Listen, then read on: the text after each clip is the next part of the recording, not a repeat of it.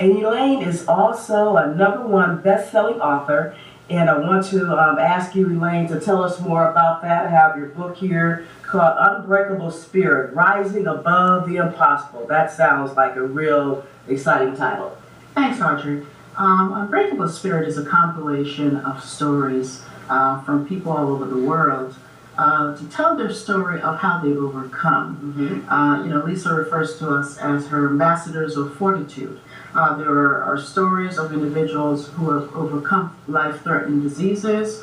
One individual overcame a lifetime of bullying, homelessness, and my particular story, The Miracle of Divine Timing, talks about a period in my life when I was in law school and I was almost homeless.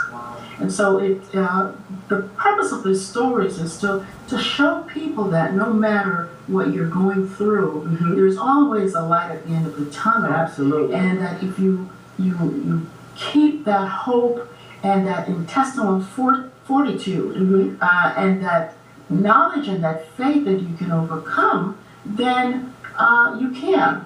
And this is a great gift during the holiday season for someone who wants to give this gift of hope and inspiration to someone close to them. Absolutely. And tell our viewers where they can pick up a copy of this book. You can go to my website at ElaineB.Greaves.com. That's ELAINE, B as in boy, Greaves, GREAVES.com. Okay, and we'll get that down at the bottom of the screen so they can see that later as well, and that you'll be able to pick up a copy.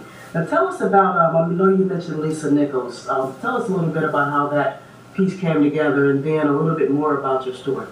Yeah, as I said, Lisa Nichols has been successful in the past in assisting people who want to get their stories out. Of course, she's a New York Times bestseller many times over. She was in the film and the book, The Secret. She did several of the Chicken Soup for the Soul books and many other books. And so I felt assured when I found out about this opportunity that that would certainly be a way for me to get my message out. And what the story is about is, as I said, that time in my life when I made several mistakes. Okay, haven't we all? Yes, and sometimes in our lives when we make mistakes, we feel that it is over, that there is no way to get out from under that. And I certainly felt that at that time. I went to Canada to law school, and I was estranged from my parents. Okay. And I, because of some really foolish mistakes I made, I was without money. I was penniless. And at some point, I was going to school. I hadn't even paid my tuition. I was going from place to place trying to find some place to live. I would, stay at different people's homes over a period of time. Yes. And it was important for me to have a place to live. And so food became secondary. It was also important for me to stay in school. And my goal was to stay in law school no matter what.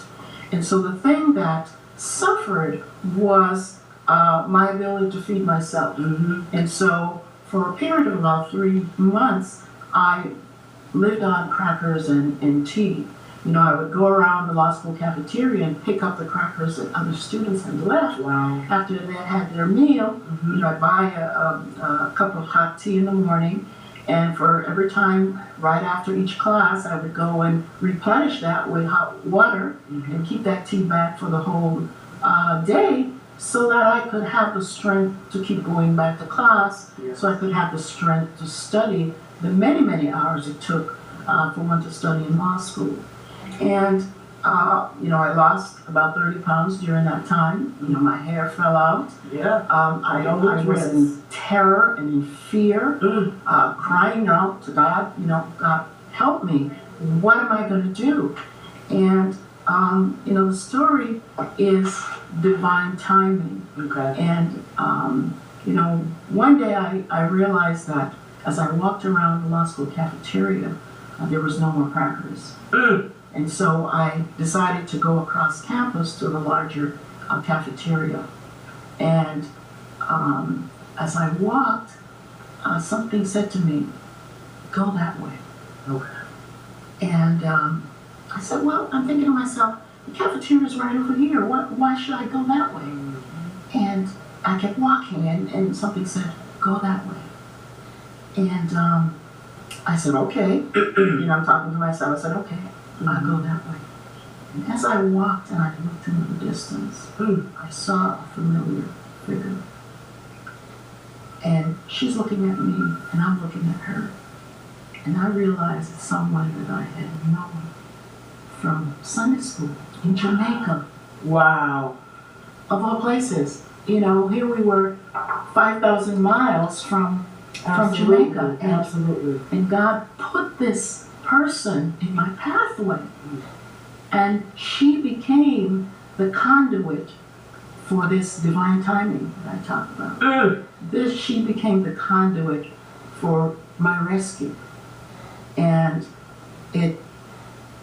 every time I go through difficult periods in my life, I think about this time when I followed my intuition, I followed my hunch. Had I not followed that hunch, had I kept walking straight the way that I had planned to walk, this miracle, this divine timing would not have met me along the way. Absolutely would not. And that's funny, Elaine, I hate to break you right now, but